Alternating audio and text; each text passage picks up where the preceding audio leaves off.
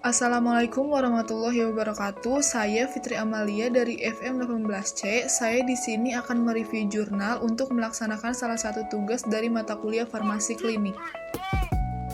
Jurnal yang akan saya review yaitu jurnal dengan judul Kepatuhan Pelayanan Farmasi Klinik di Rumah Sakit di RSUP Dr. Wahidin Sudirohusodo yang disusun oleh Furqon Jamaluddin, Amir Imbarudin, dan Mutakin. Yang pertama yaitu abstrak. Pelayanan farmasi klinik merupakan salah satu pelayanan kesehatan yang berorientasi kepada pasien sehingga perlu dilakukan kesesuaian standar pelayanan farmasi klinik untuk menciptakan pelayanan yang bermutu dan berkualitas. Tujuan penelitian ini dimaksudkan untuk mengetahui bagaimana kepatuhan pelayanan farmasi klinik di RSUP Dr. Wahidin Sudirohusodo sesuai dengan 11 indikator pelayanan farmasi klinik berdasarkan Peraturan Menteri Kesehatan Nomor 72 Tahun 2016. Metode penelitian menggunakan pendekatan kualitatif. Pengumpulan data dilakukan di RSUP Dr. Wahidin Sudirohusodo, Makassar dengan teknik wawancara mendalam, observasi, dan dokumentasi. Informan penelitian adalah Kepala Instalasi Farmasi, penanggung jawab pelayanan informasi obat, penanggung jawab depo, apoteker, dan pasien. Hasil penelitian menemukan bahwa 11 indikator pelayanan farmasi klinik yaitu pengkajian dan pelayanan resep, penelusuran riwayat penggunaan obat, rekonsiliasi obat, pelayanan informasi obat, konseling, visit, pemantauan terapi obat, monitoring efek samping obat, evaluasi penggunaan obat, dispensing sediaan steril, dan pemantauan kadar obat dalam darah. Sudah dilaksanakan dengan baik walaupun masih ada indikator yang belum optimal. Hanya satu indikator yang belum terlaksana yaitu pemantauan kadar obat dalam darah karena terkendala dengan pembiayaan sarana dan prasarana yang cukup mahal. Kepatuhan pelayanan farmasi klinik di RSUP Dr. Wahidin Sudirohusodo, Makassar sudah dilakukan cukup baik tetapi masih terdapat beberapa hal yang perlu dibenahi oleh pihak rumah sakit. Di antaranya perlu peningkatan SDM, penjadwalan visit yang lebih intens, penganggaran yang memadai untuk pengadaan alat kesehatan dan produk media edukasi. Pendahuluan. Menurut Undang-Undang Republik Indonesia Nomor 44 Tahun 2009 dan Peraturan Menteri Kesehatan Nomor 34 Tahun 2017, rumah sakit adalah institusi pelayanan kesehatan yang menyelenggarakan pelayanan kesehatan perorangan secara paripurna yang menyediakan pelayanan rawat inap, rawat jalan, dan gawat darurat. Pelayanan kesehatan merupakan salah satu bentuk pelayanan publik yang menjadi kebutuhan dasar masyarakat, di mana setiap individu pernah merasakan sakit sehingga secara otomatis akan membutuhkan pelayanan kesehatan untuk menyembuhkan sakitnya. Berdasarkan Undang-Undang Republik Indonesia Nomor 36 Tahun 2009 tentang Kesehatan, pelayanan kesehatan adalah setiap upaya yang diselenggarakan sendiri atau secara bersama-sama dalam suatu organisasi untuk memelihara dan meningkatkan kesehatan, mencegah dan menyembuhkan penyakit, serta memulihkan kesehatan perorangan, keluarga, kelompok, ataupun masyarakat. Pelayanan kefarmasian merupakan salah satu kegiatan di rumah sakit yang menunjang pelayanan kesehatan yang bermutu. Hal tersebut diperjelas dalam Permenkes Nomor 72 Tahun 2016 tentang standar pelayanan kefarmasian di rumah sakit yang menyebutkan bahwa pelayanan kefarmasian rumah sakit adalah bagian yang tidak terpisahkan dari sistem pelayanan kesehatan rumah sakit yang berorientasi kepada pelayanan pasien, penyediaan obat yang bermutu, termasuk pelayanan kefarmasian klinik yang terjangkau bagi semua lapisan masyarakat. Standar pelayanan kefarmasian di rumah sakit meliputi dua hal penting, yaitu pengelolaan sediaan farmasi, alat kesehatan, dan bahan medis habis pakai, serta pelayanan farmasi klinik. Pelayanan farmasi klinik menjadi salah satu pelayanan yang berorientasi dan bersinggungan langsung dengan pasien. Dengan diterapkannya pelayanan farmasi klinik di rumah sakit, maka secara tidak langsung pelayanan yang diberikan apoteker kepada pasien akan meningkatkan outcome terapi dan meminimalkan resiko terjadinya efek samping karena obat, sehingga tujuan dari keselamatan pasien dan kualitas hidup pasien terjamin. Oleh karena itu, perlu dilakukan kesesuaian standar pelayanan farmasi klinik untuk menciptakan pelayanan yang bermutu dan berkualitas. Metode penelitian. Metode penelitian yang digunakan dalam penelitian ini bersifat kualitatif dengan pendekatan deskriptif. Penelitian ini dilakukan di RSUP Dr. Wahidin Sudirohusodo, Makassar pada bulan Juli sampai Agustus 2019. Pengumpulan data dilakukan dengan wawancara mendalam, observasi, dan dokumentasi. Adapun informan penelitian adalah kepala instalasi farmasi, penanggung jawab pelayanan informasi obat, penanggung jawab depo Lantara 3, apoteker, dan pasien. Teknik analisis data yang digunakan untuk mengolah data kualitatif berupa data observasi, dokumentasi, dan wawancara adalah analisis interaktif. Teknik analisis interaktif diadopsi dari model analisis interaktif Mills dan Huberman dengan 4 tahapan yang harus dilakukan secara interaktif dan berlangsung secara terus-menerus sampai tuntas. Antara lain, tahap pengumpulan data, reduksi data, penyajian data, dan penarikan kesimpulan atau verifikasi. Hasil penelitian. Dalam sistem pelayanan kesehatan, farmasi klinik merupakan penyedia pelayanan kesehatan yang akuntabel dalam terapi obat serta optimal untuk pencegahan dan penyembuhan penyakit. Pelayanan farmasi klinik terbukti efektif dalam menangani terapi pada pasien. Pelayanan tersebut juga efektif untuk mengurangi biaya pelayanan kesehatan dan meningkatkan kualitas pelayanan kesehatan kepada pasien. Adapun yang termasuk dalam pelayanan farmasi klinik menurut Permenkes Nomor 72 Tahun 2016 tentang standar pelayanan kefarmasian di rumah sakit meliputi pengkajian dan pelayanan resep, penelusuran riwayat penggunaan obat, rekonsiliasi obat, pelayanan informasi obat, konseling, visit, pemantauan terapi obat, monitoring efek samping obat, evaluasi penggunaan obat, dispensing sediaan steril, dan pemantauan kadar obat dalam darah. Pelayanan yang pertama yaitu pengkajian resep dilakukan untuk menganalisa adanya masalah terkait obat dalam resep. Pengkajian resep dilakukan dengan melihat secara administrasi, farmasi, dan klinis. Bila ditemukan masalah terkait obat atau adanya ketidaklengkapan dan ketidakjelasan resep, maka harus dikonsultasikan kepada dokter penulis resep. Sedangkan untuk pelayanan resep, pada setiap tahap alurnya dilakukan pelayanan resep untuk mencegah terjadinya kesalahan pemberian obat.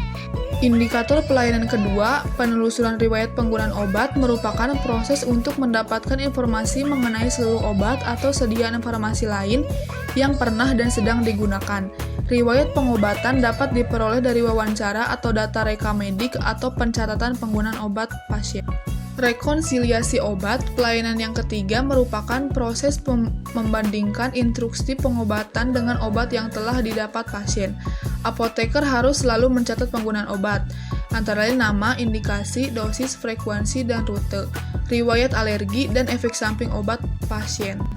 Pelayanan keempat, pelayanan informasi obat atau PIO merupakan kegiatan penyediaan dan pemberian informasi, rekomendasi obat yang independen, akurat, tidak bias, terkini, dan komprehensif yang dilakukan oleh apoteker kepada dokter, apoteker, perawat, profesi kesehatan lainnya, serta pasien dan pihak lain di rumah sakit. Berdasarkan aturan, ruangan khusus PIO wajib ada di rumah sakit. Konseling obat merupakan standar pelayanan yaitu suatu aktivitas pemberian nasihat atau saran terkait terapi obat dari apoteker atau konselor kepada pasien dan atau keluarganya. Walaupun ada kewajiban apoteker harus melakukan konseling kepada semua pasien saat menyerahkan obat. Atau informan menyatakan jika terdapat keterbatasan sumber daya manusia, maka dapat dilakukan seleksi pasien untuk konseling yang detail siapa yang wajib full mendapatkan konseling dan siapa yang hanya mendapatkan konseling dasar tentang penggunaan obatnya. Selanjutnya itu ada visit. Visit merupakan kegiatan yang diatur dalam standar pelayanan berupa kunjungan ke pasien rawat inap yang dilakukan apoteker secara mandiri atau bersama tim tenaga kesehatan untuk mengamati kondisi klinis pasien secara langsung dan mengkaji masalah terkait obat. Akan tetapi karena keterbatasan SDM, visit hanya diprioritaskan kepada pasien risiko tinggi.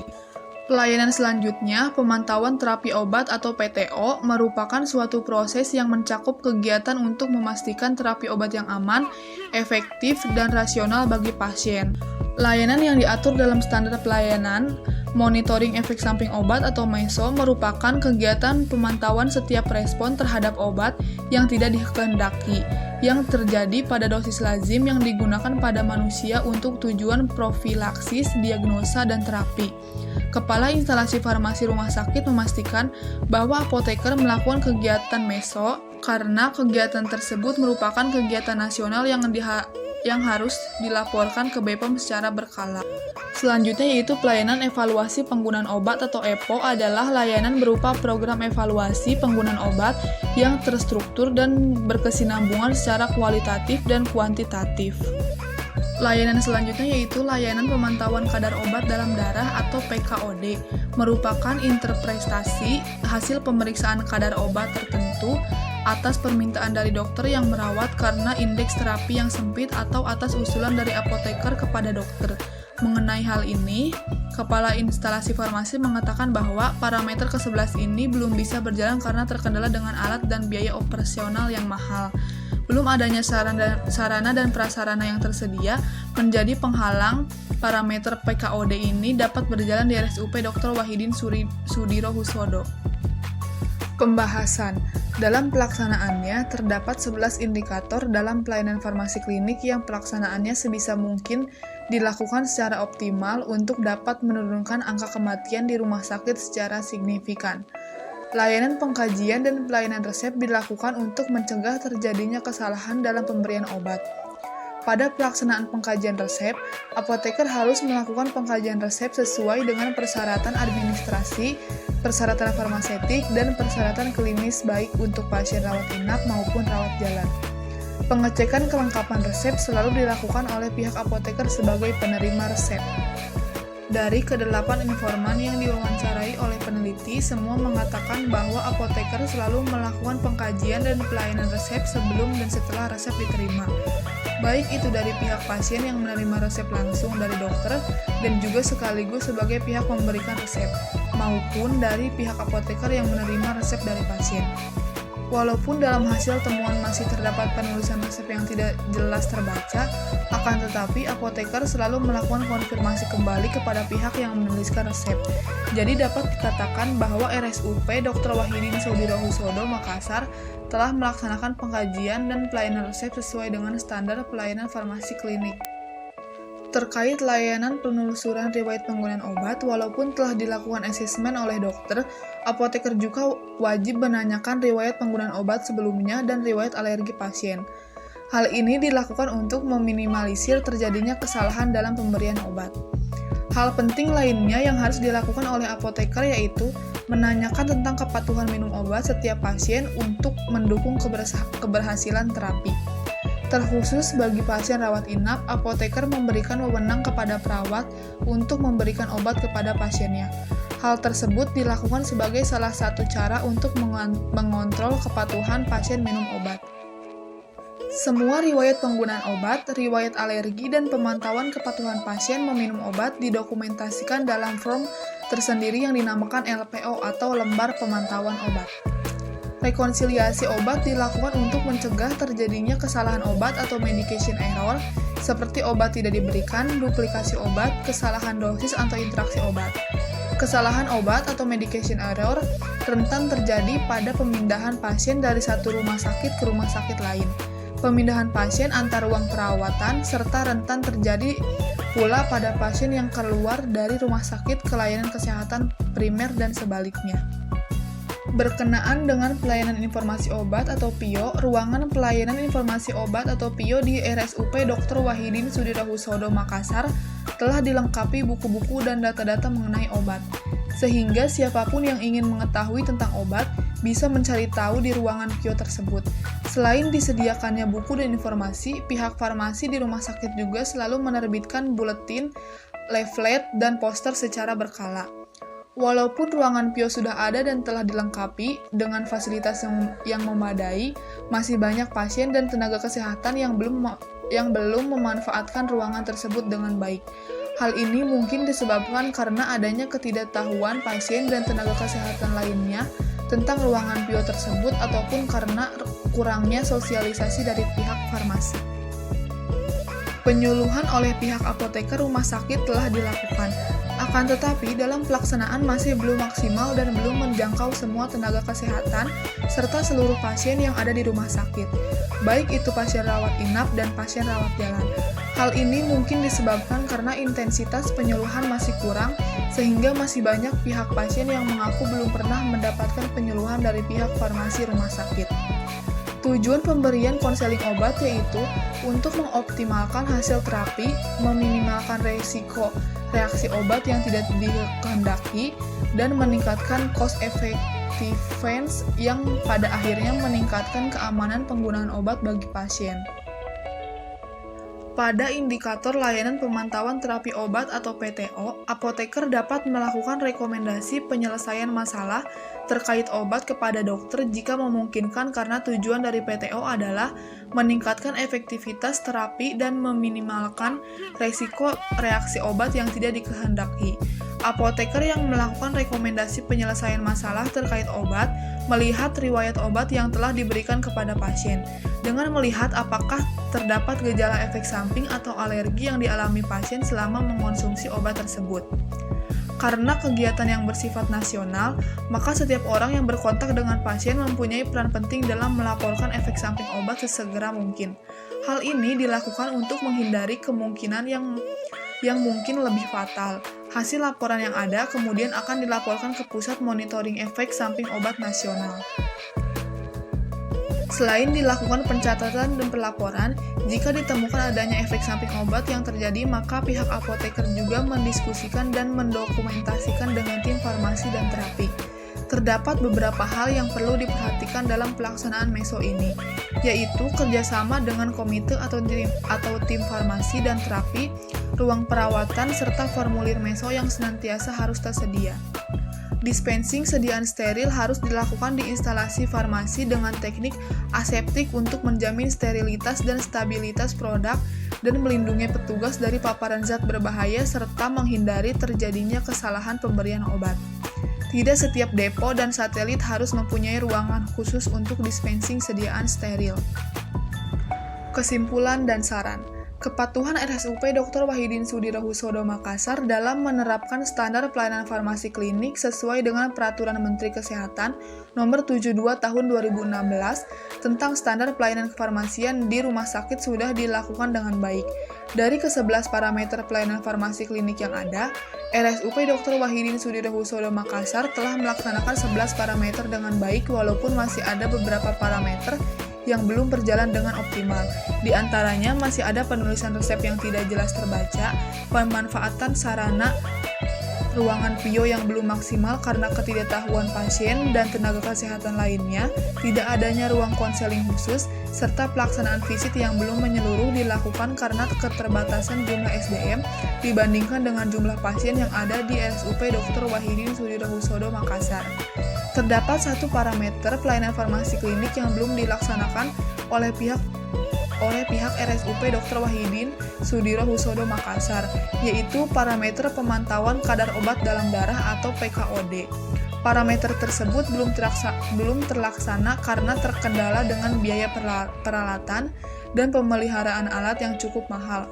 Akan tetapi, untuk meminimalisir kesalahan dalam pemberian obat dan mengefektifkan kadar obat dalam darah karena tidak ketersediaannya alat PKOD, maka pihak rumah sakit, khususnya dokter dan apoteker sangat memperhatikan dosis terapi dan durasi obat ketika memberikan jenis obat tertentu yang membutuhkan fungsi alat tersebut.